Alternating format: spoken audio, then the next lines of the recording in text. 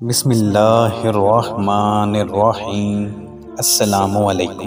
حضرت نواس بن سمعان رضی اللہ عنہ فرماتے ہیں کہ ایک دن رسول کریم صلی اللہ علیہ وآلہ وسلم نے دجال کا ذکر کیا، چنانچہ آپ صلی اللہ علیہ وآلہ وسلم نے فرمایا کہ اگر دجال نکلے اور بالفرض میں تمہارے درمیان موجود ہوں تو میں اس سے تمہارے سامنے جھگڑوں گا اور اس پر غالب آؤں گا، اور اگر دجال اس وقت نکلا جب میں نہ ہوں گا تو پھر تم میں سے ہر شخص اپنی ذات کی طرف سے اس سے جھگڑنے والا ہوگا، اور میرا وکیل اور خلیفہ ہر مسلمان کے لیے اللہ تعالیٰ ہے۔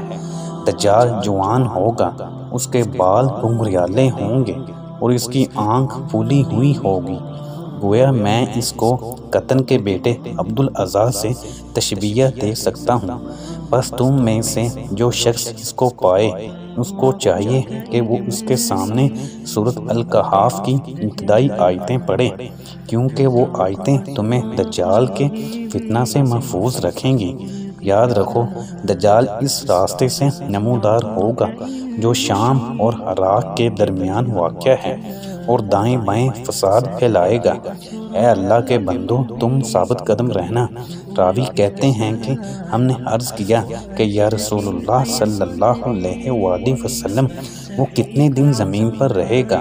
آپ صلی اللہ علیہ وآلہ وسلم نے فرمایا کہ 40 دن، ان میں سے ایک دن تو 1 سال کے برابر ہوگا، اور ایک دن 1 مہینے کے برابر ہوگا، اور ایک دن 1 ہفتہ کے برابر ہوگا، اور باقی دن تمہارے دنوں کے مطابق ہوں گے۔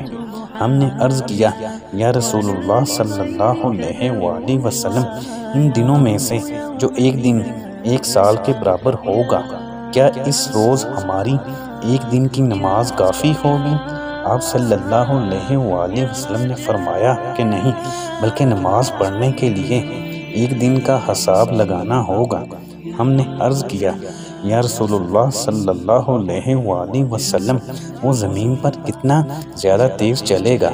آپ صلی اللہ علیہ وآلہ وسلم نے فرمایا کہ وہ اس ابر کی مانند تیز رفتار ہوگا جس کے پیچھے ہوا ہو، اور وہ ایک قوم کے پاس پہنچے گا اور اس کو اپنی دعوت دے گا۔ لوگ اس پر ایمان لے آئیں گے، پھر وہ ابر کو بارش برسانے کا حکم دے گا تو ابر بارش برسائے گا، اور زمین کو سبزہ اگانے کا حکم دے گا تو زمین سبزہ اگائے گی۔ پھر جب شام کو اس قوم کے مویشی آئیں گے جو چرنے کے لیے صبح کے وقت جنگل بیابان گئے تھے، تو ان کے کوہان بڑے بڑے ہو جائیں گے اور ان کی کوکھیں تن جائیں گی۔ پھر اس کے بعد دجال ایک اور قوم کے پاس پہنچے گا اور ان کو اپنی دعوت دے گا، لیکن اس قوم کے لوگ اس کی دعوت کو رد کر دیں گے اور وہ ان کے پاس سے چلا جائے گا۔ پھر اس قوم کے لوگ قحط اور خشک سالی کا شکار ہو جائیں گے، یہاں تک کہ وہ مال و اسباب سے بالکل تہی دست ہو جائیں گے۔ اس کے بعد دجال ایک ویران جگہ پر سے گزرے گا اور اس کو حکم دے گا کہ وہ اپنے خزانوں کو نکال دے، چنانچہ وہ خزانے اس طرح اس کے پیچھے پیچھے ہو لیں گے جس طرح شہد کی مکھیوں کے سردار ہوتے ہیں۔ پھر دجال ایک شخص کو جو جوانی سے بھرپور ہوگا اپنی طرف بلائے گا، اور وہ انکار کر دے گا تو وہ اس پر تلوار کا ایسا ہاتھ مارے گا کہ اس کے 2 ٹکڑے ہو جائیں گے، جیسا کہ تیر نشانہ پر پھینکا جاتا ہے۔ اس کے بعد دجال اس نوجوان کے جسم کے ان ٹکڑوں کو بلائے گا، چنانچہ وہ زندہ ہو کر دجال کی طرف متوجہ ہوگا، اور اس وقت اس کا چہرہ نہایت بشاش، روشن اور کھلا ہوا ہوگا۔ غرض کہ دجال کی فریب کاریاں جاری ہوں گی کہ اچانک اللہ تعالیٰ مسیح ابن مریم علیہ السلام کو نازل فرمائے گا، جو دمشق کے مشرقی جانب کے سفید منار پر سے اتریں گے۔ اس وقت حضرت عیسیٰ علیہ السلام زرد رنگ کے 2 پگڑے پہنے ہوئے ہوں گے اور اپنی دونوں ہتھیلیوں کو 2 فرشتوں کے پروں پر رکھے ہوئے نازل ہوں گے، اور جس وقت اپنا سر جھکائیں گے تو پسینہ ٹپکے گا، اور جب سر اٹھائیں گے تو ان کے سر پر چاندی کے دانوں کی مانند قطرے گریں گے جو موتیوں کی طرح ہوں گے۔ یہ ناممکن ہوگا کہ کسی کافر تک حضرت عیسیٰ علیہ السلام کے سانس کی ہوا پہنچے اور وہ مر نہ جائے، اور ان کے سانس کی ہوا ان کی حد نظر تک جائے گی۔ پھر حضرت عیسیٰ علیہ السلام دجال کو تلاش کریں گے یہاں تک کہ وہ اس کو باب لد پر پائیں گے اور قتل کر ڈالیں گے۔ اس کے بعد حضرت عیسیٰ علیہ السلام کے پاس وہ لوگ آئیں گے جن کو اللہ تعالیٰ نے دجال کے فتنہ سے محفوظ رکھا ہوگا۔ حضرت عیسیٰ علیہ السلام ان لوگوں کے چہروں سے گرد و غبار صاف کریں گے اور ان کو ان درجات کی بشارت دیں گے جو وہ جنت میں پائیں گے۔ حضرت عیسیٰ علیہ السلام اسی حال میں ہوں گے کہ اچانک اللہ تعالیٰ کی طرف سے ان کے پاس یہ وحی آئے گی کہ میں نے اپنے بہت سے بندے پیدا کیے ہیں جن سے لڑنے کی طاقت کوئی نہیں رکھتا، لہٰذا تم میرے بندوں کو جمع کر کے کوہ طور کی طرف لے جاؤ اور ان کی حفاظت کرو۔ پھر اللہ تعالیٰ یاجوج و ماجوج کو ظاہر کرے گا جو کہ ہر بلند زمین کو ہلانگتے ہوئے اتریں گے اور دوڑیں گے۔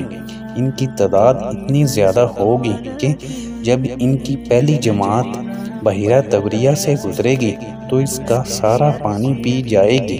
پھر جب اس کے بعد آنے والی جماعت کا وہاں سے گزر ہوگا تو کہے گی اس میں کبھی پانی ہوتا تھا۔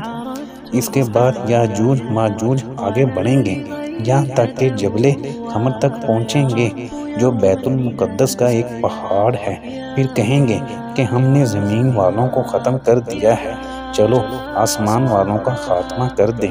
چنانچہ وہ آسمان کی طرف اپنے تیر پھینکیں گے اور اللہ تعالیٰ ان کے تیروں کو خون آلود کر کے لٹا دے گا۔ اس عرصہ میں خدا کے نبی اور ان کے رفقا یعنی حضرت عیسیٰ علیہ السلام اور اس وقت کے مومن کوہ طور پر روکے رکھے جائیں گے، اور ان کے لیے بیل کا سر تمہارے آج کے 100 دیناروں سے بہتر ہوگا۔ چنانچہ اللہ کے نبی علیہ السلام اور ان کے ساتھی یاجوج ماجوج کی ہلاکت کے لیے دعا جاری کریں گے۔ بس اللہ تعالیٰ ان کی گردنوں میں نغف کیڑے پڑ جانے کی بیماری بھیجے گا جس سے وہ سب یک بارگی اس طرح مر جائیں گے جس طرح کوئی ایک شخص مر جاتا ہے۔ اللہ کے نبی حضرت عیسیٰ علیہ السلام اور ان کے ساتھی پہاڑ سے زمین پر آئیں گے اور انہیں زمین پر ایک بالشت کا ٹکڑا بھی ایسا نہیں ملے گا جو یاجوج ماجوج کی چربی اور بدبو سے خالی ہو۔ حضرت عیسیٰ علیہ السلام اور ان کے ساتھی اللہ تعالیٰ سے دعا کریں گے، تب اللہ تعالیٰ بھگتی اونٹ کی گردن جیسی لمبی لمبی گردنوں والے پرندوں کو بھیجے گا جو یاجوج ماجوج کی لاشوں کو اٹھا کر جہاں اللہ کی مرضی ہوگی وہاں پھینک دیں گے۔ ایک روایت میں یہ بھی ہے کہ وہ پرندے ان کی لاشوں کو نہبل میں ڈال دیں گے اور مسلمان یاجوج ماجوج کی کمانوں، تیروں اور ترکشوں کو 7 سال تک چلاتے رہیں گے۔